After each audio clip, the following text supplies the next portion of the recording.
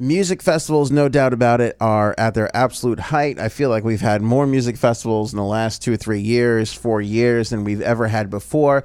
We've seen a couple of fold. A couple of them have gone down. A couple of them have suspended operations, things of that nature. Are we seeing, are we teetering on the bursting of a bubble here, if you will?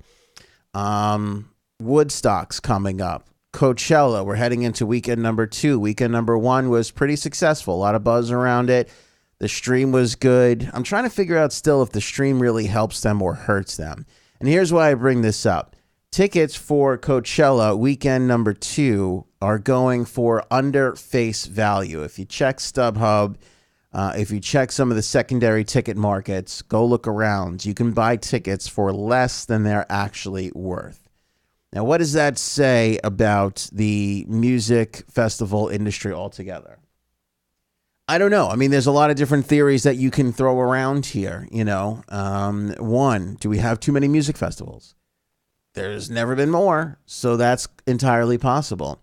2, a lot of festivals like Coachella are opting for streaming. Like I said earlier, if I want to see a band perform, if I was like, Coachella looks kind of cool, but I'm not getting on a plane to fly to California, and I'm not shelling out $2,500. It's just not worth it to me. I'm just going to watch it on the stream. If I'm on the fence, I'm like, I don't know, do I spend $2,500 or do I, hook up my smart TV and watch it there? Some people are going to do that, If you look at the festival and the fact that there are too many, okay? If I'm going to go, if I got $2K in my pocket to spend, I'm a music nut, right? Budget's a little tight. I got $2K to spend for the year on my music. I want to go to a bunch of shows. I live here on Long Island, right? I could easily spend $600, $700, $800 going to see 3 or 4 shows in the city. Forest Hill Stadium, Jones Beach, the Garden, MetLife, whatever. All right, so it leaves me like $1,200 to go to a festival. Let me look around. I got Mountain Jam. I got Great South Bay Music Festival. I got the May Day Festival coming up, which thankfully is very affordable at only $35 a ticket. Congratulations, May Day folks. Nice work. Seriously, Steve Earle, Gin Blossoms, Brian Fallon, Jesse Malin for $35. Kids are free under 12. Plus, there's a whole bunch of other artists. Crazy. Anyway, you've got Panorama, you've got GovBall, you've got all these options in New York in the metropolitan area alone. You got Firefly. You got an insane amount. If you want to hop on a plane, you've got Bonnaroo is a smidge closer. You got all these options now. You can drive up to Woodstock this year and do that if you feel the need to. So, spending $2,500 solely just to get to Coachella, although it's an outstanding weekend of music, take a look at what you can do with $2,500 in the New York City area. You can go see 4 or 5 shows. You can go see 3 or 4 festivals. And you could still take a trip down to Firefly or head up to, what was the Bomb Fest or whatever it was in Connecticut. There's a bunch of good ones, That is definitely hurting music festivals performances. There are a lot of them now, and you don't have to travel as far to get to Coachella. Can Coachella out Coachella itself? No. We talked about Woodstock and setting precedent there. Can Woodstock out Woodstock itself? We don't think it has so far. And, I was talking, previously on the morning show about can Woodstock sell out? And I was kind of hemming and hawing on it. And even after the lineup came out, I thought about it for a little while here. You could kind of go back to old morning show vlogs and hear me kind of thinking it all out. That's going to sell out. But is it going to be a true sellout? Like, are 100,000 people going to show? Coachella kind of implies that maybe not. Because Coachella sold out. And now here we are heading into weekend 2, and tickets on the resale market are going for under face value. So we know there's plenty of ticket brokers out there that are going to want to take advantage of people. And that's clearly what's happened here. Ticket brokers bought up a whole bunch of stuff, and now they're flooding the market. And now even if you intended on going and you can't, and you put your tickets up for resale, you're not going to get back face value. General admission passes were listed in the mid to high $300 range, bottoming out at $394 on StubHub. That's 8% less than the $429 face value. And by the way, that is just what they're for sale for now. That is going to continue to drop as we get closer to showtime. Because if you've ever used StubHub or some of these resale things, you know, you set a high price and then you set a low price. And then the closer you get to the festival, the lower the price gets. So that will definitely get lower.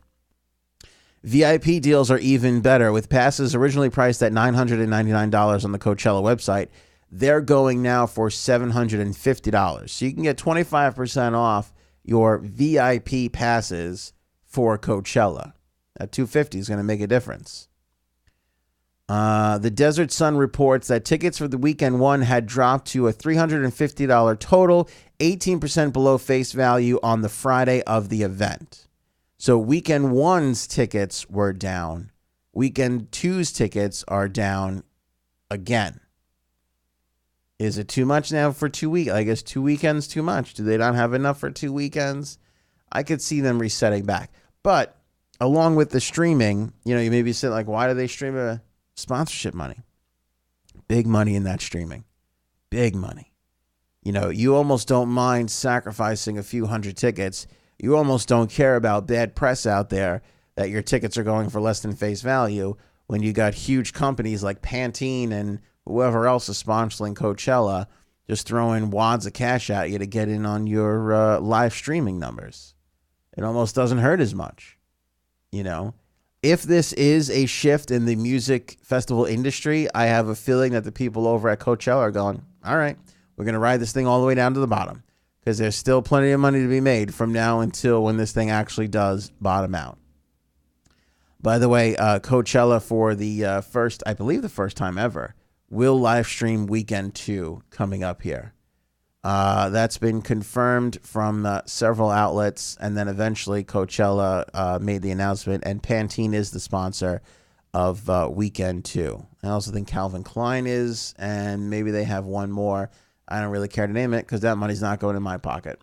But Kanye West's Sunday service will air on YouTube this weekend. I believe Ariana Grande will air. So they got some of the big names to sign on for doing weekend number 2 of Coachella. So that'll be something to watch. It'll be, let's see here, 6 a.m. by the time 6 a.m. East when Kanye goes on. So that'll be something interesting for folks to watch. We'll have to catch up with that. You can still watch replays of weekend 1. That's still going strong. If you have the old WEHM.com link, that is still working if you want to go back and relive some of the performances. I still think Casey Musgraves was the absolute best with the Yeehaw thing.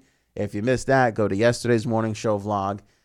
We cover it all right there. But it's interesting to note because I feel like, you know, Woodstock is coming up. Tickets are about to go on sale the next week or 2 weeks, supposedly. Do they sell out? Yes. If you're thinking about going, do you hold off to make that last minute decision because you might save a few bucks? It might be something worthwhile. Now, it's a little bit of a different case because they don't have 2 weekends like Coachella does. Obviously, this is more of a one-time thing. There's going to be a Coachella next year. There was a Coachella last year. So maybe it's a little bit of a different animal.